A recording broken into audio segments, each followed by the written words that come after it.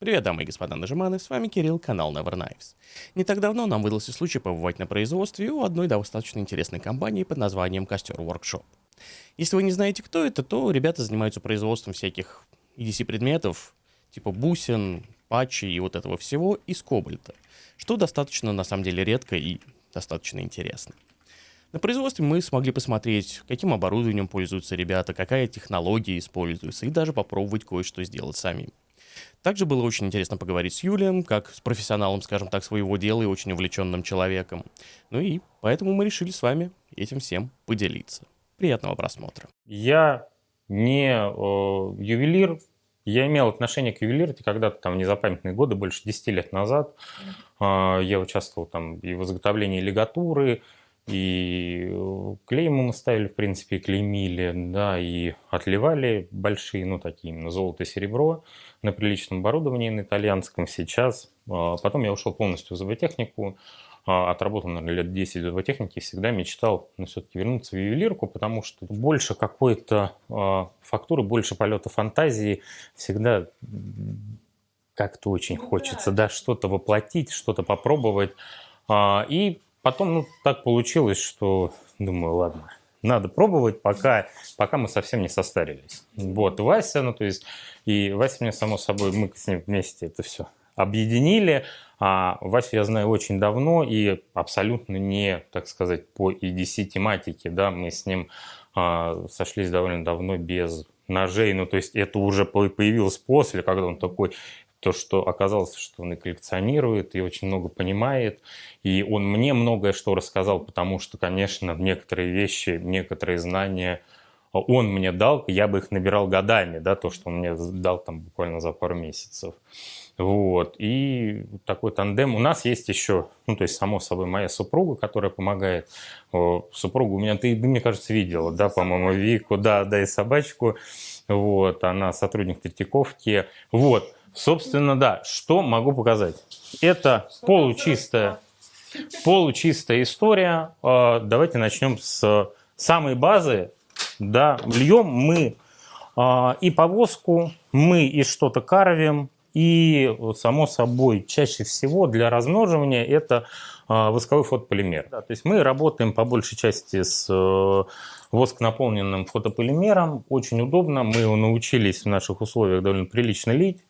Это относительно сильный геморрой, но все же он нас выручает, как бы снизить себестоимость, удержать эту себестоимость более-менее, ну и хоть как-то это масштабировать, потому что если работать совсем в классической технике, да, то есть мы это карвим, делаем мастер-модель, снимаем резинку, воск-инжектор и так далее. Зубная щетка – это очень полезная вещь в нашей работе, потому что если мы что-то делаем на воске, да, например, и оно все получается неровненькое, мы берем зубную щетку и чистим. То есть это на самом деле замечательная вещь. То есть зубная щетка, скотч-брайт, всякие щеточки из магазина Леонардо, да, это очень полезная история. Вот. Так, давайте я расскажу чуть про кобальт. Кобальт – это изначально зуботехническая история, абсолютно зуботехнический сплав. Почему? Используется кобальт-хром, никель-хром. Вот. По прочности очень прилично.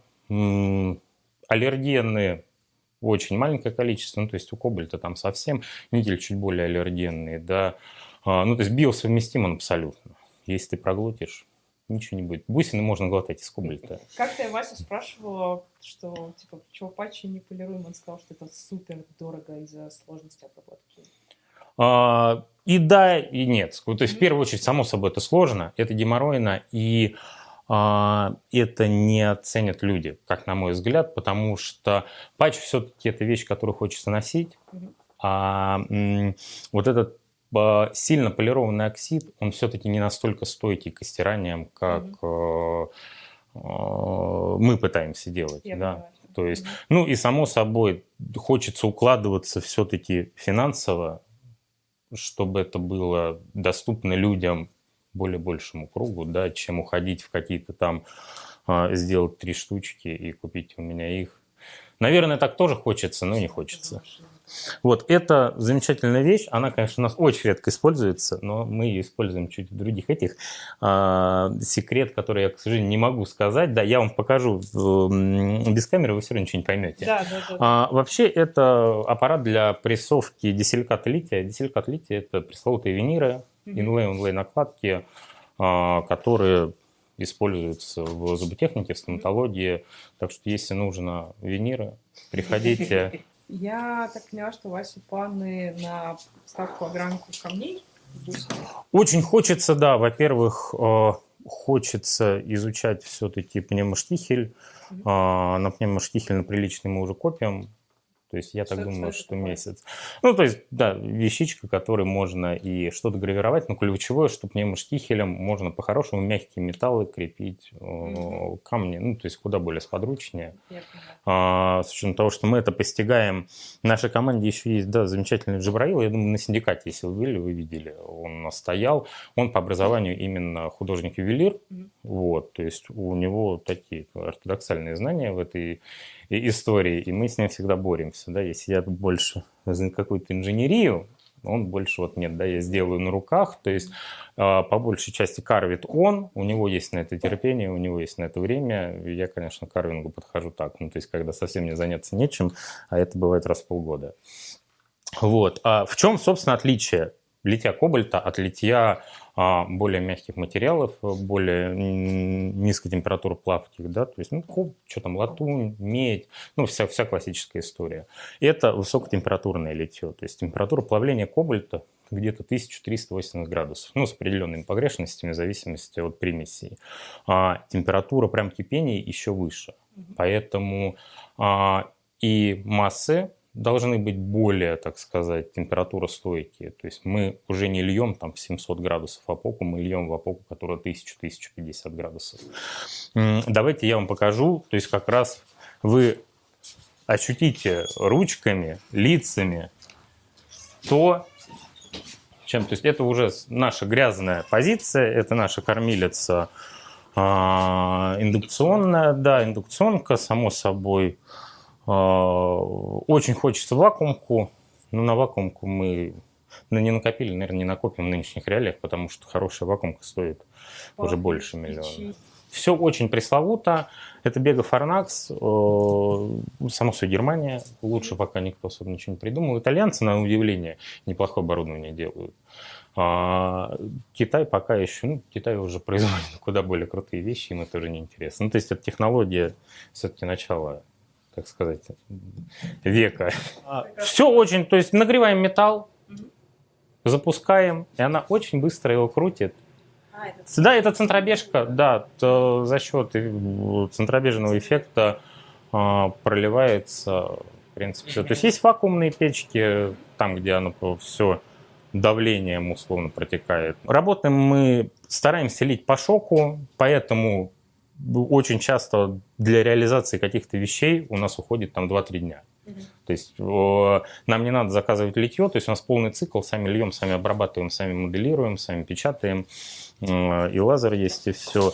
Не падайте. Вот, льем по шоку, поэтому не поднимаем с нуля, благодаря, опять же, нашей методике, которую мы добились с помощью наших бельгийских масс. То есть мы не работаем, к сожалению, очень хотелось бы работать на китайских массах, они дешевле в 2 раза. Но приходится работать на бельгийских, то есть работаем на НВшке, это Бельгия. Я думаю, можно погуглить, сколько стоит коробка, вы поймете. Да, вот. То есть это, в принципе, довольно открытое, мы ничего не скрываем, то есть, наоборот, все интересно. Всегда говорю, всем приходите, покажите, если есть время, то приходите, что-то поделайте руками, вы поймете хотя бы прикол, что это. Вот муфеля, 800 градусов, кто хочет, может подойти, потрогать, вот, почувствовать. Вот это радость. Уже с опытом туда руки сунешь. Да, ну так на самом деле ничего, ну то есть оно... Можно руками даже брать, но недолго. Вот, и расплав уже совсем уходит потом в тысячный. То есть там у нас 1070 на градуснике, но в реальности термопар обманывает. Я так думаю, что здесь в районе 1000-1020 градусов. То есть, когда на улице плюс 30, здесь... Да, здесь очень хорошо. иногда можно снять футболку и сидеть как в бане. Вот, поэтому это, здоровье иногда забирает, я скажу честно. Нет планов сюда какой-то кондиционер? А, к сожалению, нельзя. Ну, то есть вот там у нас есть кондиционер, само собой, здесь нельзя. То есть это и муфелям нехорошо будет, и все это нарушается. Здесь же температурный режим вываренный. Мы и так переходим всегда на погрешности. У нас есть зимние погрешности, когда здесь холодно относительно. Ну как холодно, просто человеческие 21-22 градуса. И сейчас даже, если что, здесь работают муфеля, и мы еще ничего не лили. А бывает, когда здесь ребята еще льют вместе с нами что-то, здесь работает 3 муфеля, идет литейка, здесь температура до 40 градусов. Ну, то есть в этих 40 градусах приходится работать. Если мы включим кондиционер, здесь, понятное дело, что выровняется, но будут ломаться муфеля, будут лететь, будет вот эти перепады, все пойдет, да, к сожалению. Мы сейчас как раз перекинем. Я успел подготовиться, пока вас не было. Я запаковал 3 опоки. Мы их попробуем сегодня отлить. Нам надо будет еще буквально, я так думаю, полчасика они постоят, и мы ливанем. То есть печки наши, по-моему, если не ошибаюсь, вот эти муфельные печи делает Кострома. Очень неплохие печи, очень достойные, живучие. Вот по виду, я думаю, видно, что они рабочие, летом много. Спирали, то есть все это приходится обслуживать. То есть спирали где-то раз в месяц меняются, термопары тоже раз в 3-4 недели, потому что... То есть постоянный вот такой... Да, есть, идет расход, к сожалению, особенно при шоковом лите, особенно при лите кобальта, он увеличивается во всем по сравнению с более низкоплавкими материалами, к сожалению. Вот. Но хотелось бы, чтобы нет, но не получается. Здесь это наше все, опять же, не падайте. К сожалению, вот эти крепкие массы мы не можем, как золото, знаешь, отливать. Ты по-любому видела видео, как просто воду опускают, и она прям растворяется. Здесь, к сожалению, не растворяется, поэтому мы песочим все ручками. Но, опять же, мы не боимся потерь, у нас недрагоценные материалы. Золото, платину, серебро обычно не песочат, потому что съедаются очень большие эти. То есть песок мы используем 2 песка, фракция 250 микрон, то есть четверть миллиметра. И есть мелкий песочек, я думаю, можно потрогать. Это вот 40-50 микрон, это буквально пыль. То есть очень неплохая вещичка. Также используются стеклянные шарики, то есть тоже, да, по сути, есть баловство, как глаз-вош, условно, да, только без воды на воздухе. Оно, кстати, очень прикольно на ощупь, я вам сейчас дам потрогать. Все обычно удивляются. Если кому-то хочется пошутить над соседями, я вам отсыплю, и вы это рассыпете на кафель где-нибудь в подъезде. Он создает ощущение мокрого пола, и ты не можешь на нем устоять. То есть вот ты можешь его куда-нибудь кинуть, буквально мы сейчас выйдем на линолеум, чуть-чуть и потрогаешь ножкой. То есть такое ощущение, что это лед. Прикольная вещь, выручает, когда надо какие-то мелкие поднутрения, очень фактурность большая у каких-то изделий. Глаз-вош сильно выручает, куда не подлезешь, там, потому что есть фактурность по 0,2 миллиметра, там нечего делать. Вот, давайте я вам расскажу чуть-чуть о металле, покажу, собственно, что и как. То есть вот как выглядит изначально новый металл. Это вот такие заготовочки, в среднем по палате оно по 6 грамм каждая. Мы работаем и мезой, и каеном, то есть, в принципе, большая линейка.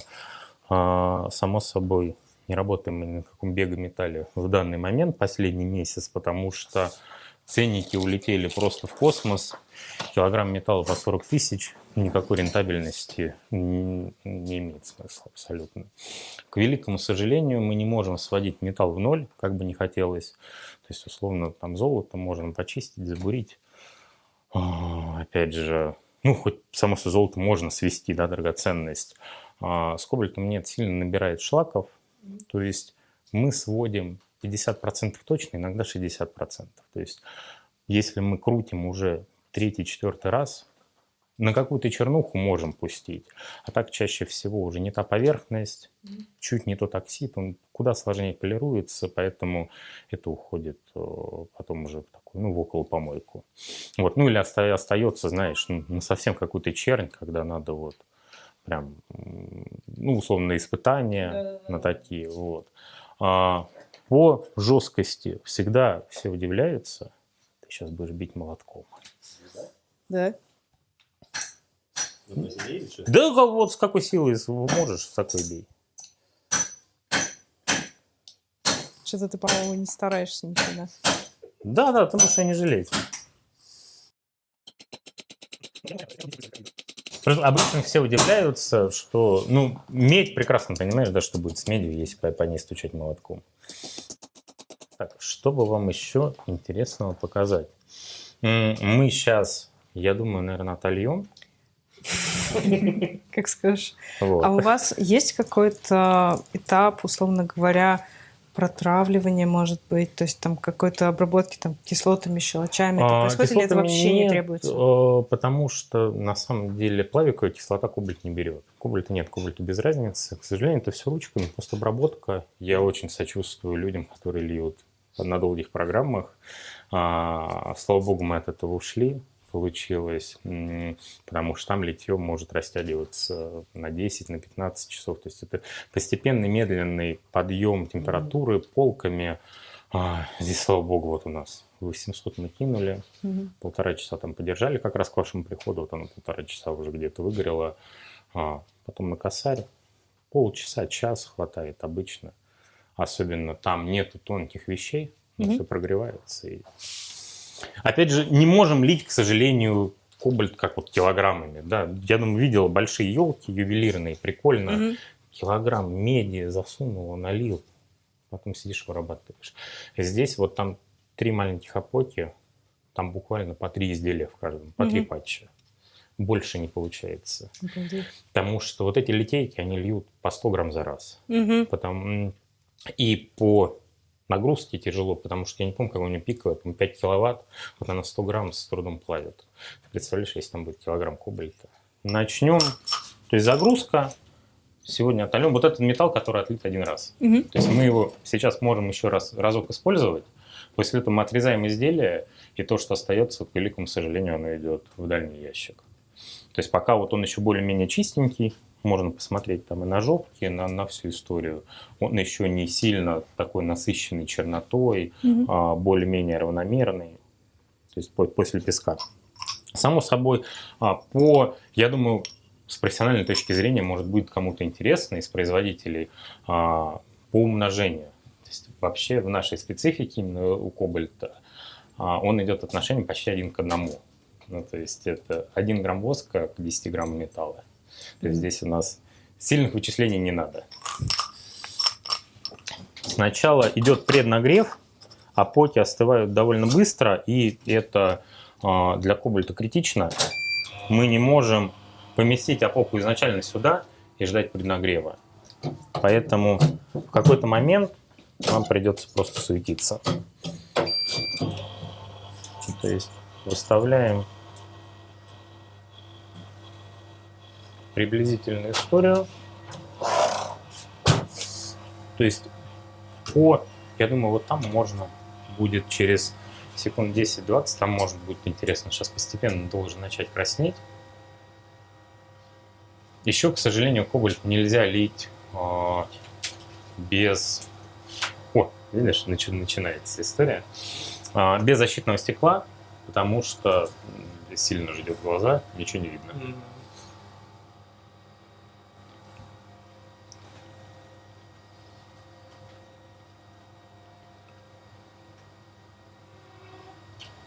Даже отсюда видно, что краснеет. И вот на этом этапе, вот сейчас будет прикольно. Вообще делаем вот так. Да. Преднагрев делается до одномоментной массы. То есть когда металл более-менее не будет еще жидким, но уже начнет превращаться в одну стезю, мы уже будем ставить опоку под отливку.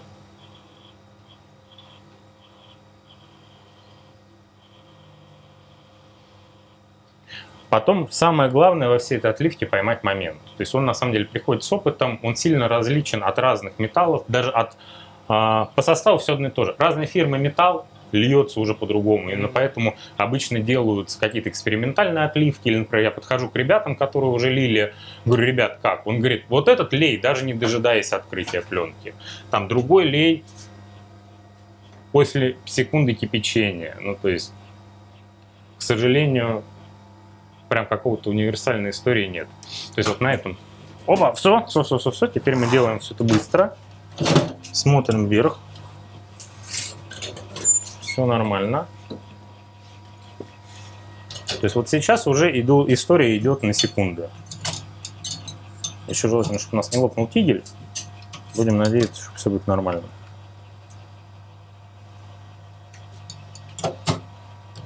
Вставляем горлышко не близко, недалеко. Ну, в принципе, ты, наверное, можешь поснимать сверху, а я вот или вот отсюда, потому что я отсюда более-менее увижу.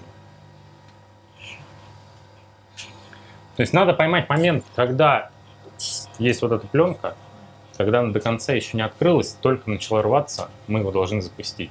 Потому что если мы дадим пленке дойти до краев, то это будет перегрев металла, совсем уже не та структура.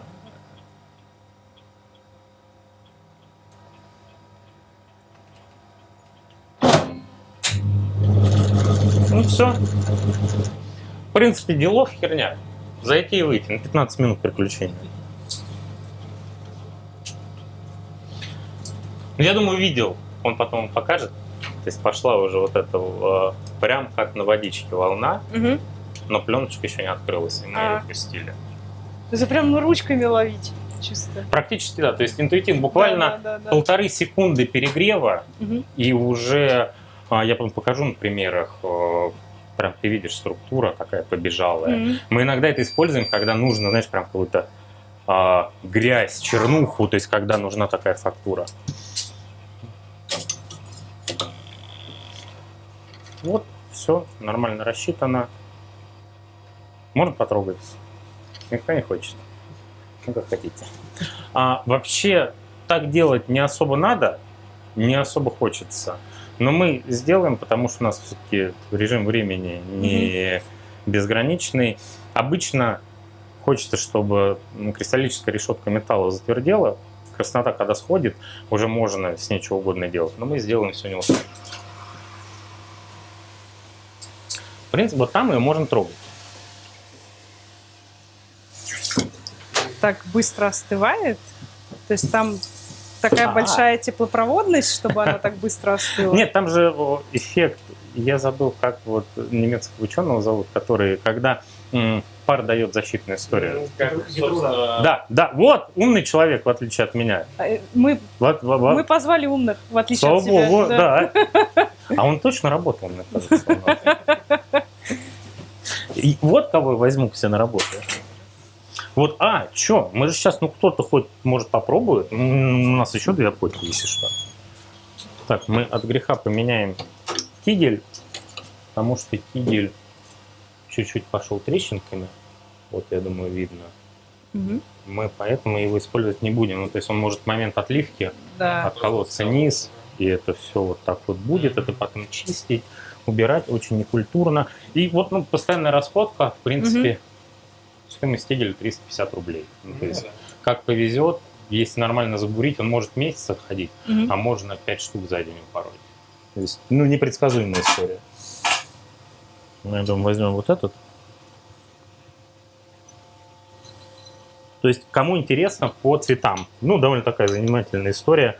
Кобальт после отливки чернит, никель зеленит. Я думаю, что ты видишь? Видишь разницу? Да. Вот это никель хром. Да. Это кобальт хром. Да. Забавно. То есть, опять же, какие-то более благородные истории и медь, латунь и так далее, оно льется с графитовых кигелей. Но мы последний графитовый кигель впороли под Новый год. Так, это у нас 2-й. Так, кто будет у нас добровольцем сегодня? Мистер Пек. Я все сделаю сам, хотя бы запустишь, попробуешь. Так, сначала преднагрев. Вот видите, мы сделали только одну отливку, уже температура пошла вверх. Ну, то есть оно же все нагревается постепенно. Вот так вот, если к вечеру там 10 отливок ты сделал, уже хочется выйти посидеть, покурить, на траве полежать. Очень мучением было прошлое лето. Было жарко. Жарко, да, было. И здесь, наверное, в моменте было 45. То есть, а песочек-то тоже здесь, понимаешь? Да. И отрезать здесь, ну, то есть хотя бы большие, именно срез литников, то есть вот на той матите. Пропотевание. Надо, ну,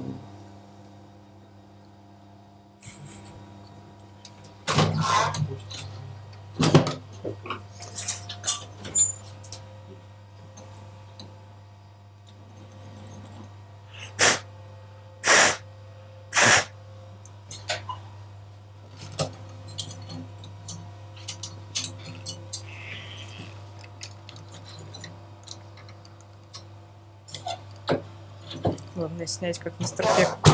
так, вставай сюда, берись за рычаг, за штурвал.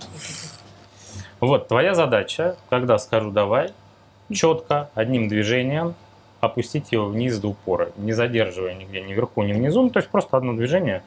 Вот смотри, тебе видно? Видишь? Давай вот так вот сделаем, чтобы было получше. Так, поймали? Или ничего не поймали?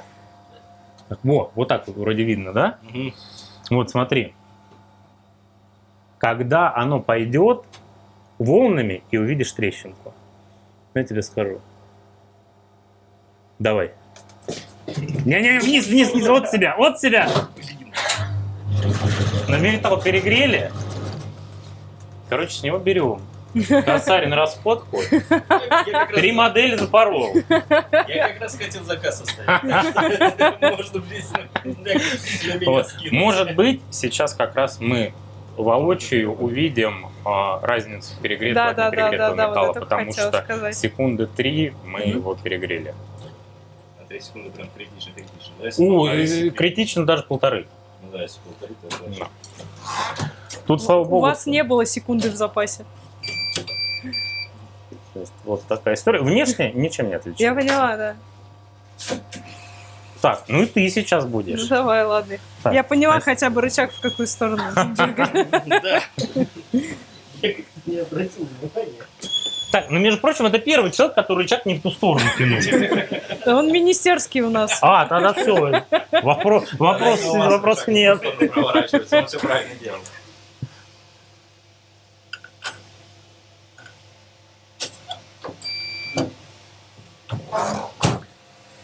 Шипить.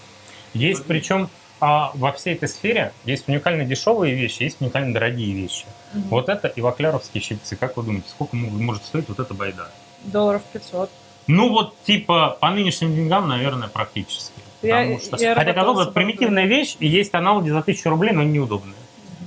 Понимаешь, вот эта вещь, когда-то она стоила 10, в незапамятные времена, типа там лет 7 назад. Вот, а сейчас абсолютно неадекватно. Мы чуть найдем какую-нибудь штучку. Вот. Чуть поправим металл. Металл иногда встает в распор, чтобы он и кигель давлением, потому что, ну, само свой нагрев, сильное расширение, он может кигель раздавливать острыми углами. Сколько таких операций в день ты делаешь? Смотря сколько надо отлить, опять же. Ну вот посчитай в среднем, если мы берем полноценную нормальную бусину, это максимум 2, а то и 1 в одной кофе. То есть представь, сколько надо сделать так, чтобы их условно сделать 10. А потом меня спрашивают, а что вы их не тиражируете? А почему вы не можете сделать 50 штук? Ну я повешусь вот здесь вот где-нибудь тогда, и все. Сами делайте. Да, приходите, я всегда говорю, приходите, помогайте. Я открыт. Так. Ладно, мы не будем тебя сильно заставлять, раз ты будешь с горячего.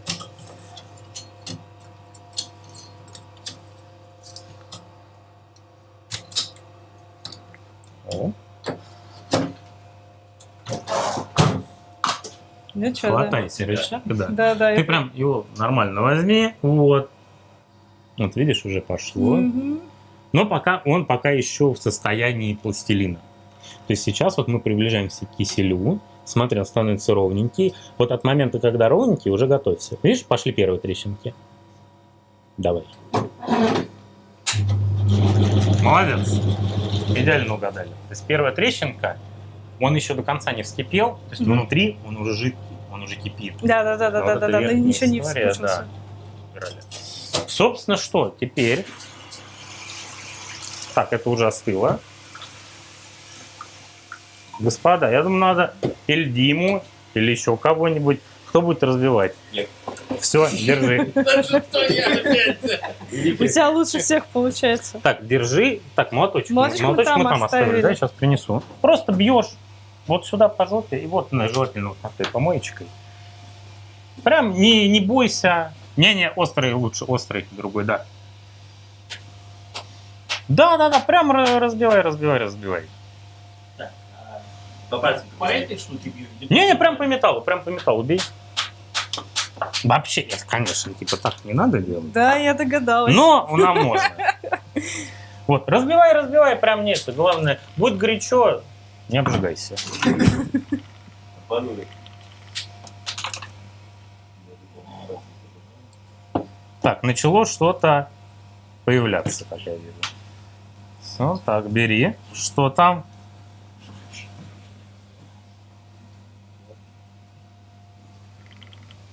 Это пальчик.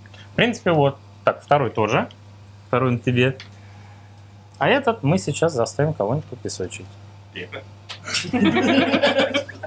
Я вот тут.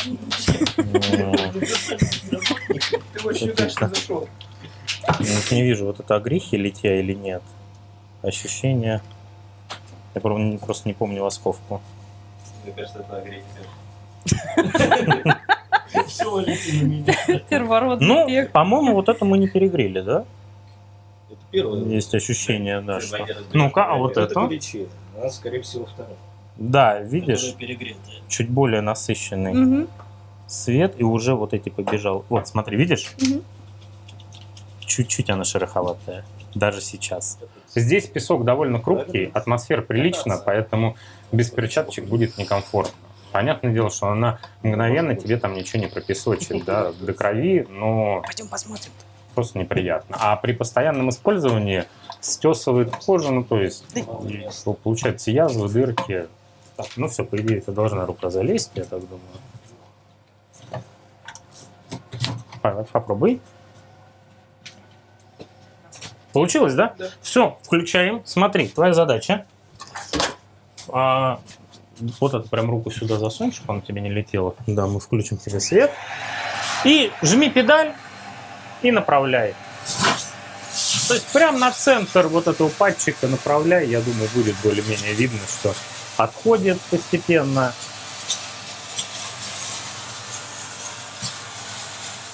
А я напоминаю, мы еще ничего не обрабатывали. Я еще с вами не паковал. Мгм. Мы не доводили до чистовой истории и не оксидировали. Кобальт оксидируется в промежутке от 500-550 до 800 Это вот градусов. эта вот печка, да, которая не Вообще это или вручную, то есть печка не даст тебе... огнеметный. Да. И опять же, все мы всегда... Смотри, прикольно, мы всегда говорим, люди, носите, Мгм. пришлите мне, я всегда переделаю оксисочили, смотрим поверхность, смотрим выемки всех букв, под углами четкие линии, по раковин нету, штифтовка двойная.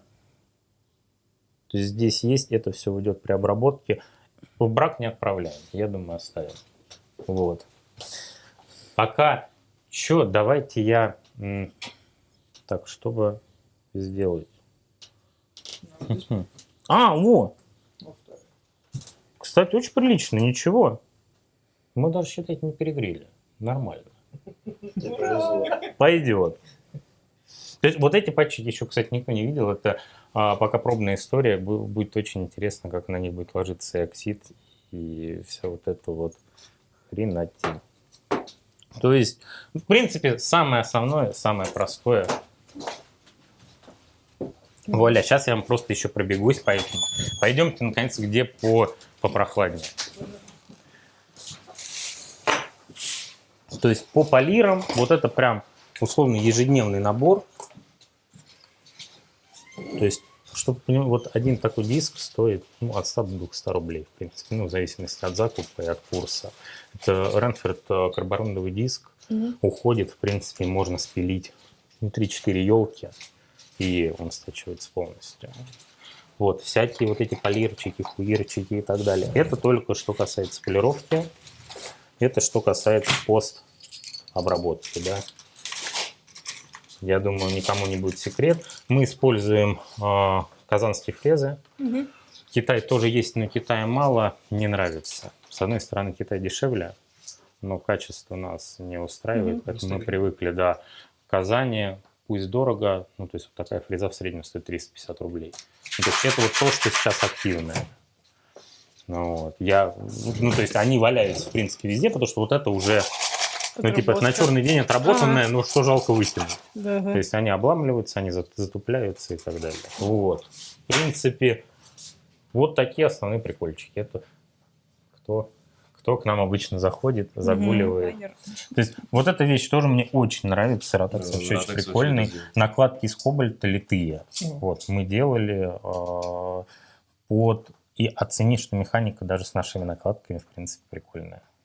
А почему она должна быть не прикольной? Оно же центрируется. Там уже подшипники, которые с одной стороны, они накладками прижимаются. То есть там критично 0,1, 0,2. Не попадаешь в толщину, а с учетом того, что это литье, не всегда можно попасть. Давай.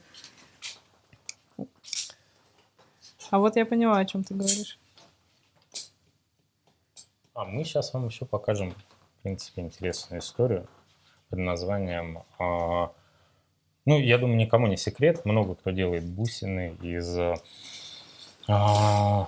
титана, из, само собой, спеченного титана методом лазерного спекания. У нас есть аппараты, которые спекают кобальт. То есть он во многом нам не подходит, но мы, например, делали патчи, небольшую, по-моему, партию для Лени, для Найфчата, как раз вот они были спекаемые. И еще некоторые эксперименты бусины. Которые... Помнишь, самые первые квадратики базовые? У меня такой есть, да. Вот, да, это ЛСП.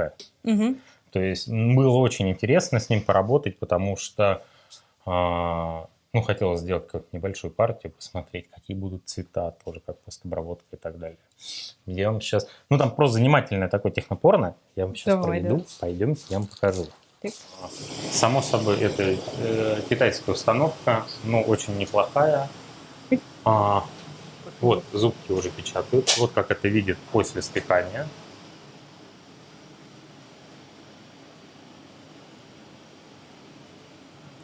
Это азотная станция. То есть все это происходит в среде азота. Оно наполняется, там бегает лазер. Печатается это все из крупинок, вот и статив. Видишь, она выглядит как пыль. По факту это порошок кобальт-хрома. Фракции буквально, наверное, 20-25 микрон, может быть 15 микрон. То есть это ультра мелкое, слоями печатается. Получается вот так вот. После этого оно требует дополнительного спекания. Структура чуть более становится, так сказать, плотной, и после этого уже можно работать. Но есть существенные минусы для художественной какой-то истории, поддержки бара. То есть что-то должно быть пирамидовидное. То есть мы не можем сделать, например, вот так, потому что здесь все будет в поддержках, все будет в рытвинах. Это будет при постобработке очень сложно. Я думаю, ты видел на титановых бусинах, которые делают по такой технологии, у них обычно низ, они стараются сделать его не художественным. Поняла, это из-за этого. Мы поэтому тоже не везде используем. Вот какие-то такие вещи мы можем сделать. А также колебешься обрабатывать. Почему она шипит на нас? Она нагоняет азот и сбрасывает. То есть это азотная станция, это два одинаковых. Вот азотная станция, вот там тоже вот эта печка, она 1100 градусов потом набирает, все это запекается, и вот такая вот история получается. То есть определенное такое технопорно интересное. То есть если спеканием титана просто никого не удивит, то кобальт все равно ну, прикольно. Я думаю, вы пока еще не видели. Я Вот. вообще ничего подобного в жизни не видела. Поэтому к тебе и приперлись. Да.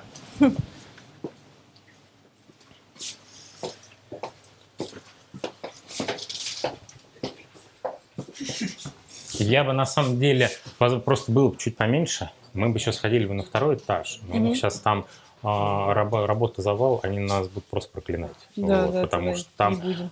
ребята сидят, моделируют, Мгм. то есть эстетика, функциональность и фрезера. То есть титан же мы тоже фрезеруем. Я, к сожалению, с собой не взял. У нас же есть полностью full фрезерованные, так сказать, интегральные на пятиосниках. Титановые клипсы на страйдер мы делали.